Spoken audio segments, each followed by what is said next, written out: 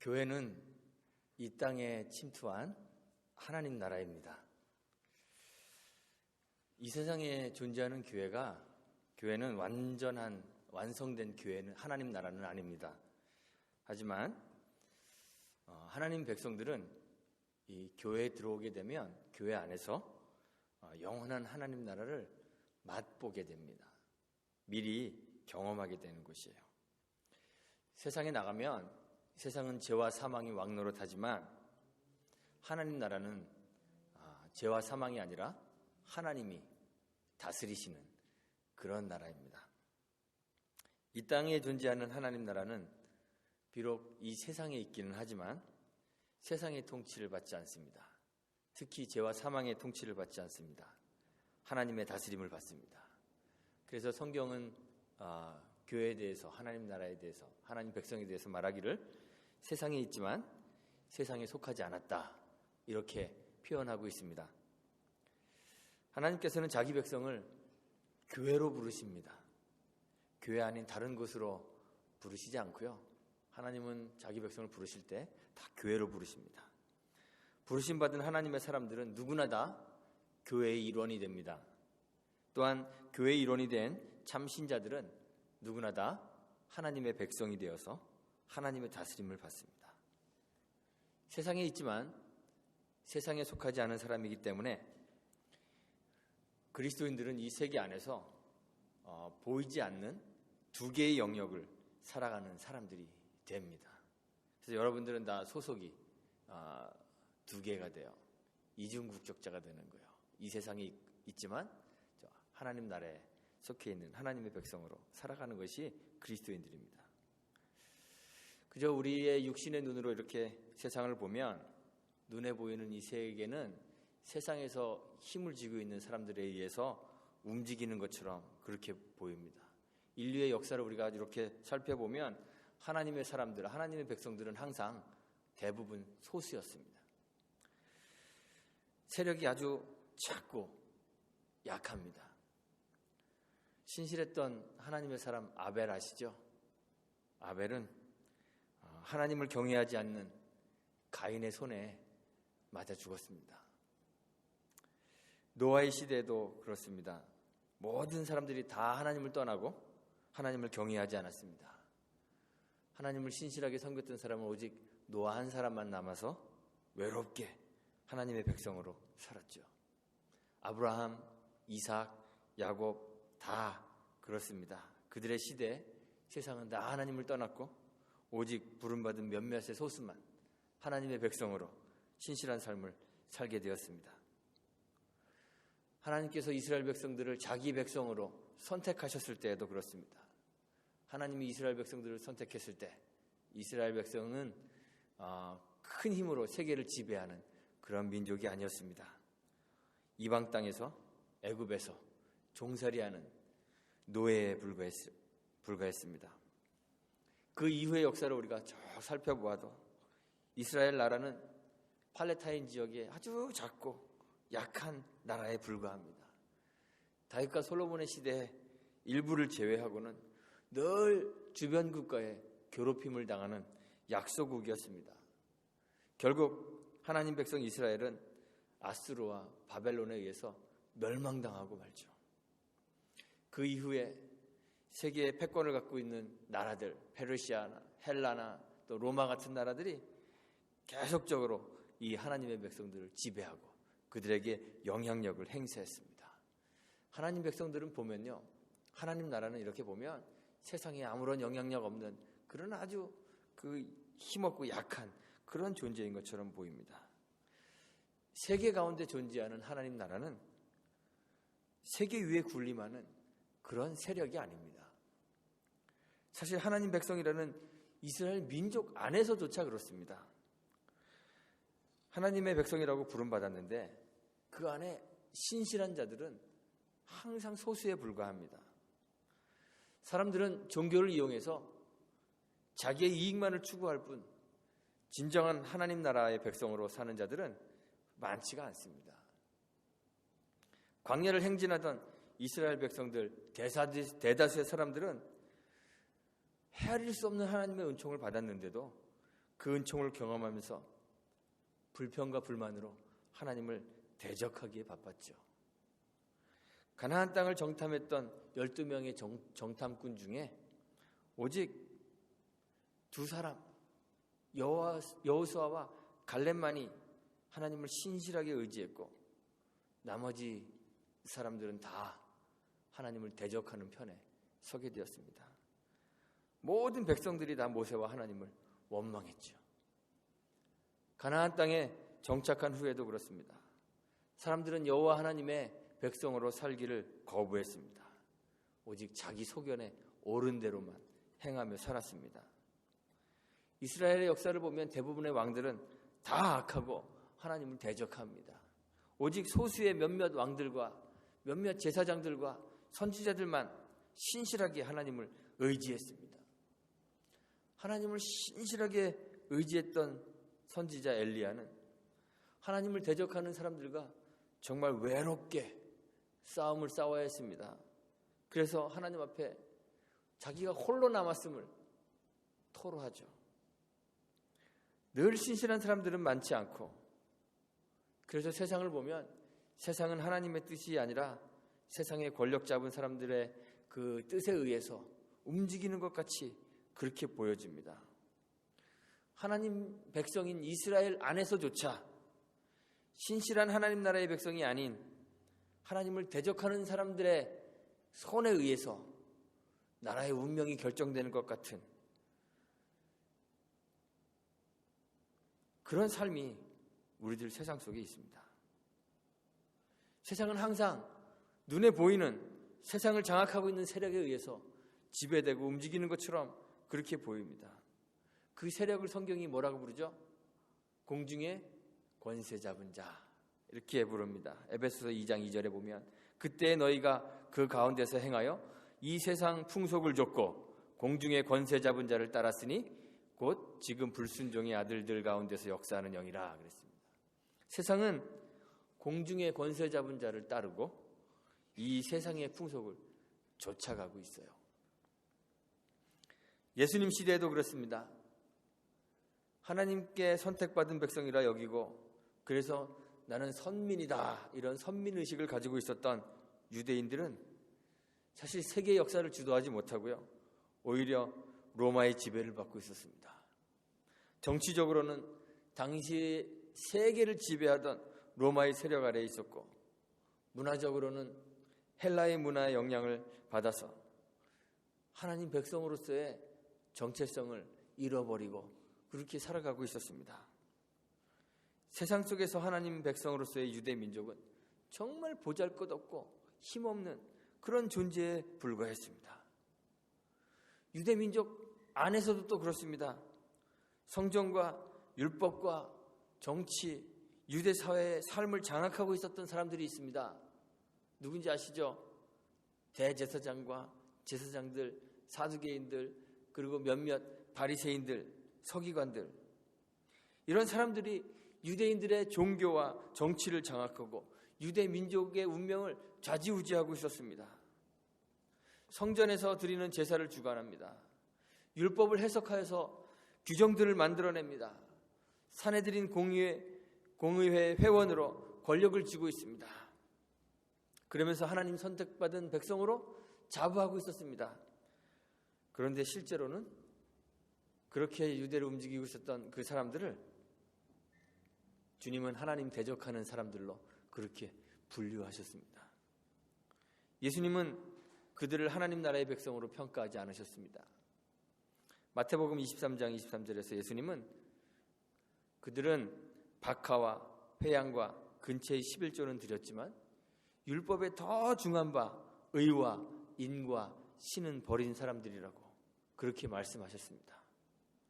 예수님의 눈에 그들은 하나님을 섬긴다고 하지만 하나님을 알지도 못하는 그런 사람들이었습니다. 마태복음 15장 15절에서 말씀하시죠. 소경이 되어서 소경을 인도하겠다 하며 사람들을 구덩이에 빠지게 만드는 그런 사람들이라고 예수님이 그들을 평가하셨습니다. 이 사람들은 마태복음 22장 29절 말씀에 의하면 성경도 하나님의 능력도 알지 못하는 사람들이라고 했습니다. 우리가 살고 있는 세상, 이렇게 신실한 하나님 나라의 백성들은 적고 가난하고 힘이 없고, 그래서 세상은 하나님을 대적하는 힘 있는 사람들에 의해서 주관되는 것처럼 그렇게 보입니다. 그게 우리 세상입니다. 성경을 보면 예수님이 믿음을 칭찬했던 사람들은 대부분 정말 힘없는 사람들이었습니다. 이방인이었던 로마의 백부장, 혈루증을 앓고 있었던 가련한 여인, 자신의 딸을 고치기 위해서 주님 앞에서 자신을, 나는 주인의 상에서 떨어지는 부스러기를 얻어먹을 수밖에 없는 그런 개와 같은 여인입니다 라고 고백해야 했던 가련한 가난한 여인, 주님께 자비를 베풀어 달라고 소리를 치고 메어 달리던 거린 소경들, 이런 사람들을 주님은 믿음이 있다, 믿음의 사람들이라고 평가하셨습니다. 하나님의 백성들은 다 세상에서 소외되고 세상에 아무런 영향을 미치지 못하는 그런 영향력 없는 사람들이었습니다. 그래서 세상을 보면 권력자들의 손에 의해서 세상이 돌아가는 것 같습니다. 초대 예루살렘 교회도 그랬습니다. 세상의 권력을 쥐고 있는 사람들이 세상을 자기 마음대로 움직이려 합니다. 유대인들은 자기들이 가지고 있는 권력을 사용하여서 예수를 십자가에 못 박기도 했습니다. 그리고 예수를 증거하는 스데반 역시 돌로 쳐서 죽여버렸습니다. 그 박해, 그 핍박이 스데반에게서 그치지 않고 예루살렘에 거하는 모든 신자들에게로 다 확대되었습니다. 예루살렘의 교회를 핍박하였습니다. 그 중에 사울이라 하는 사람은 당시 권력자들의 그 힘을 위임받아서 교회를, 오늘 말씀해 보니까 잔멸하려고 했다고 그랬습니다. 그리스도의 교회를 파괴하고 아예 부셔버리려고 하는 그런 시도를 하고 있습니다. 신자들의 집에 쳐들어가서 남녀를 불문하고 끌어다가 옥에 가두어 버립니다. 박해가 극심하여서 신실한 하나님의 백성들이 예루살렘에 더 이상 살 수 없게 되었습니다. 살던 집과 삶의 터전들을 다 포기하고 버리고 유대와 사마리아의 모든 땅으로 흩어져 살 길을 찾아 떠나야 했습니다. 박해가 얼마나 심했든지 경건한 유대인들이라면 여행 중이라도 사마리아 땅은 이렇게 멀리 돌아서 그렇게 가야 할 만큼 불결하게 생각했던 곳인데 그 사마리아로까지 흩어져 버려야 했습니다. 예수님께서는 이 땅에 오셔서 하나님 나라를 선포하시고 하나님 나라가 우리 가운데 임했다고 그렇게 말씀하셨습니다. 하나님 나라, 어떤 나라가 하나님 나라인가요? 하나님의 그 주권적 통치가 이루어지는 곳이 하나님 나라입니다. 하나님의 다스림이 있는 곳이 하나님 나라입니다. 그러니까 하나님 나라가 이 땅에 임했다면 우리가 주님의 기도에서 기도하는 것처럼 뜻이 하늘에서 이룬 것 같이 땅에서도 이루어져야 할 텐데 우리의 눈으로 보기에는 늘 하나님 뜻보다는 세상의 힘과 권력이 원하는 대로 세상이 돌아가는 것 같아 속이 상하고 마음이 아픕니다. 하나님의 신실한 사람들은 다 자주 매맞고 옥에 갇히는 박해를 당했습니다. 심한 고난 속에 죽임을 당하기도 했습니다. 선택받은 하나님 백성인 이스라엘 민족은 하나님 신앙을 신실하게 지키지 못하고 쉽게 타락하고 하나님을 떠나버립니다. 많은 하나님의 사람들이 고난과 박해를 견뎌야만 했습니다. 시편의 시인들을 보면 너의 하나님이 어디 있냐고 비아냥거리며 조롱하는 그런 조롱의 소리를 들으며 하나님의 도움을 구해야 했습니다. 하나님의 얼굴을 구하여도 하나님은 듣지 않으시는 것 같아 마음을 졸여야 했습니다. 이스라엘 민족은 쇠퇴해가고 여호와의 성전은 회파되고 급기야 나라를 잃었는데도 여호와의 도움이 없어서 하나님은 살아계신가? 하나님은 정말 우리를 사랑하시는가? 하나님은 존재하는가? 의심해야 하는 그런 시기들이 있었습니다. 예수는 메시아로 하나님 나라를 이 땅에 가지고 오셨다는데 하나님이신 예수를 세상이 핍박하고 결박하고 채찍질하여 십자가에 못 박아버렸습니다. 사람들은 예수의 부활을 믿지 않으므로 세상의 권세자들이 만들어가는 그런 세상만 눈에 보이는 거예요. 그리고 지금 세상은 스데반을 죽이고 하나님의 교회를 파괴하고 있습니다. 그런데 하나님의 도움은 없어 보이고 그저 세상의 권세자들이 세상을 만들어가는 것 같은 그러한 세상이 눈앞에 펼쳐지는 거예요. 여러분들이 그 자리에 있으면 하나님에 대해서 어떻게 생각하시겠습니까? 하나님이 살아계신다고 그렇게 생각할 수 있겠습니까? 그런데 그 박해 속에 세상의 권력자들이 만들어가는 것 같은 그 세상 속에 눈에 보이지 않는 하나님 나라가 세워지고 있습니다. 처참한 박해 속에서 세상과는 전혀 다른 하나님 나라의 삶이 펼쳐집니다. 박해로 인해서 흩어진 신자들이 두루 다니며 말씀을 전합니다. 복음의 말씀을 전합니다. 빌립도 사마리아 성으로 가서 거기에서 그리스도를 전했습니다. 그리고 그리스도에 대하여 들은 사람들이 그의 말을 듣기도 하고 또 그의 표적을 보기도 하면서 복음의 도를 좇기 시작합니다. 그리고 8절에서는 성경이 보도하기를 그 성에 큰 기쁨이 있었다고 했습니다. 세상이 예수를 십자가에 못 박았을 때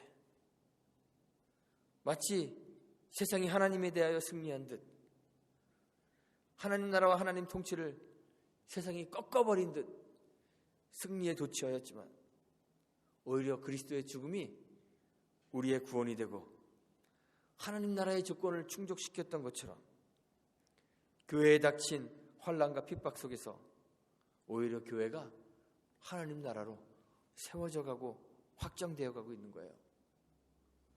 세상의 힘과 권력이 마치 좌지우지하는 것 같은 그러한 세상 속에서 하나님이 일하시고 하나님 나라를 만들어 가십니다.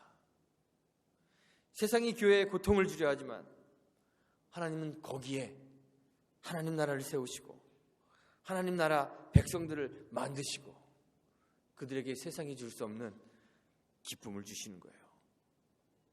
하나님 나라는 영원히 쇠하지 않습니다. 우리가 살아가고 있는 이 세상도 그렇습니다. 우리는 정말 하나님 없는 것 같은 세상을 살아가지 않습니까?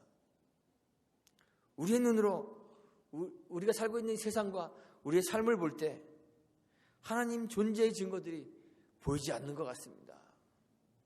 세상의 사람들이 우리에게 이야기하죠. 만약 하나님이 살아계시면, 하나님이 계시다면 하나님을 보여달라고 하는데, 하나님 존재의 증거를 보여달라고 하는데, 사실 우리는 어떻게 하나님을 보여주어야 할지, 세상이 어떻게 하나님을 보여주어야 할지 막막합니다. 어떤 사람들은 하나님이 도와주셔서 제가 이렇게 어려움을 극복하고 큰 부를 얻을 수 있었습니다. 또는 높은 자리에 올라올 수 있었습니다. 질병을 이겨낼 수 있었습니다. 이렇게 간증하면서 그러한 것들을 하나님 존재의 증거로 제시하기도 합니다. 하지만 사실 그런 것들은 하나님 존재의 증거로 내세우기가 참 어려운 것들이에요. 신앙을 가지지 않은 사람들도요, 보면 여러 역경들을 잘 극복하고 큰 부와 명예와 권력을 얻은 사람들이 많이 있습니다. 세상의 권세자들 가운데에는 하나님 알지 못하는 사람들이 하나님 아는 사람보다 훨씬 많은 것이 사실입니다. 그래서 우리가 간증하는 거, 병 나았어요, 부자가 되었어요, 높은 자리에 올라갔어요, 이러한 것들은 하나님 존재의 증거가 될 수가 없습니다. 오히려 우리의 삶을 보면 하나님이 정말 계시다면, 하나님이 정말 살아계시다면, 하나님이 우리를 사랑하시는 인격적인 분이시라면 우리의 아픔과 고통을 모른 채 하지는 않으실 텐데 하면서 가슴을 쥐어짜야 하는 그런 상황들이 더 많이 있습니다. 그런 삶을 살고 계시지 않습니까? 신실한 주의 백성들이 온갖 박해와 고통 속에서 신음했던 것처럼 우리도 신실하게 주의 백성으로 사는 것 같은데 하나님이 우리를 부유하게 해주지도 않으시고 하나님이 우리에게 권세를 갖게 해주지도 않으시고 하나님이 우리 인생을 평탄케 해주지도 않으시는 것 같아 속상할 때가 더 많이 있습니다. 삶은 어렵고 고달프고 고통이 있고 외로움이 있습니다. 우리 교회만 보더라도 하나님의 교회가 항상 사람들이 넘쳐나고 부유했으면 좋겠는데 그렇지가 않습니다. 하나님의 교회 안에 아픔이 있습니다. 핍박도 있습니다. 연약함이 있습니다. 연약함 가운데 있는 참 신실한 교회도 있을 수 있다는 말이에요.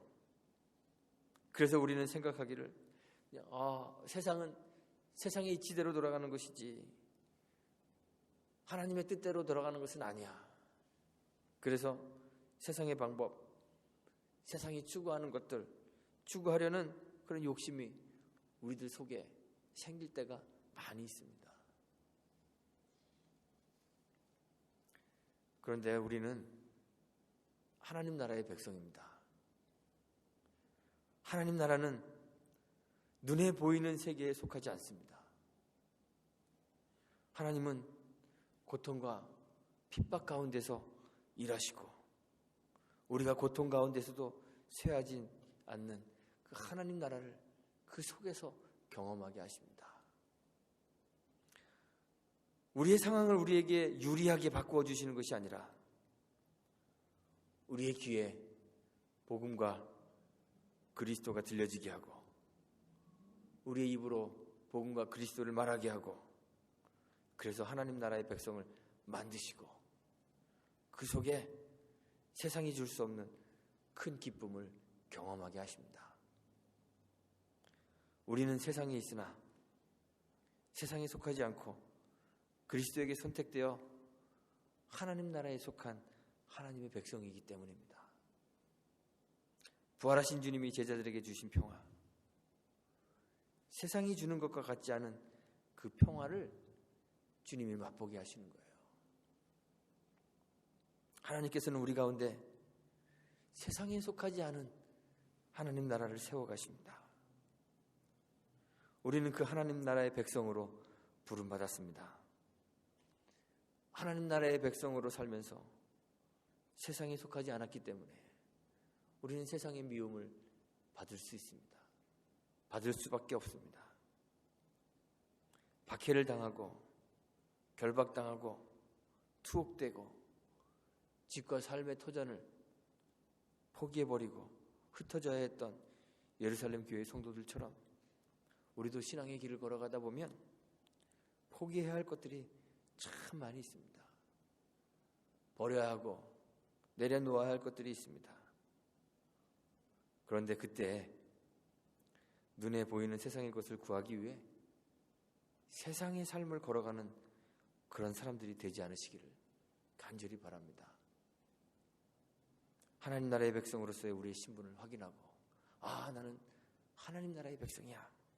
우리의 신분을 확인하고 눈에 보이고 손으로 잡을 수 있는 세상의 복이 아니라 세상이 줄 수 없고 세상이 주는 것과 같지도 않은 그러한 평화와 기쁨을 복음과 그리스도를 통해서 여러분들이 다 소유할 수 있게 되시기를 간절히 바랍니다. 세상 가운데서 일하시어 하나님 나라를 세우시는 그 하나님 나라의 하나님의 은총을 우리의 삶에서 다 경험하여 우리 가운데도 박해 가운데 있었던 교회가 경험했던 그 기쁨, 그 성에 큰 기쁨이 있더라 하는 그 기쁨을 여러분들이 다 함께 체험하시고 우리의 삶에서 하나님의 은총을 경험하게 되시기를 주님의 이름으로 축원드리고 또 부탁드리겠습니다. 함께 기도합니다. 하나님 감사합니다. 우리는 하나님 나라의 백성입니다. 하나님 나라로 우리를 부르셨고 세상과 다른 삶을 살게 해주셨습니다. 그런데 우리는 어리석게도 세상을 닮아가려 하고 세상의 것으로 만족함을 얻으려 하고 세상의 것들 속에서 기쁨을 얻으려고 합니다. 하나님이 우리에게 세상의 것들 주시지 않는다 하여 불평하고 불만하며 하나님을 대적하는 자리에 서려고 하는 어리석은 사람들입니다. 하나님, 우리의 믿음을 열어주셔서, 믿음의 눈을 열어주셔서 우리 가운데서 일하시는 그 하나님의 능력을 보게 하옵소서. 하나님이 건설하시는 그 하나님 나라에 속해 있음을 저희들이 믿음의 눈으로 바라보게 하시며 세상이 줄 수 없는 그러한 기쁨과 평안함 맛볼 수 있도록 은총 베풀어 주옵소서. 하나님이 주시는 눈에 보이지 않는 손으로 만질 수 없는 그 기쁨이 가장 큰 복이며 우리의 기쁨인 것을 깨달아 그 기쁨 속에 살아가는 저희들 될 수 있도록 하나님 나라의 백성으로 살 수 있도록 은혜 베풀어 주옵소서. 예수님의 이름으로 기도합니다. 아멘.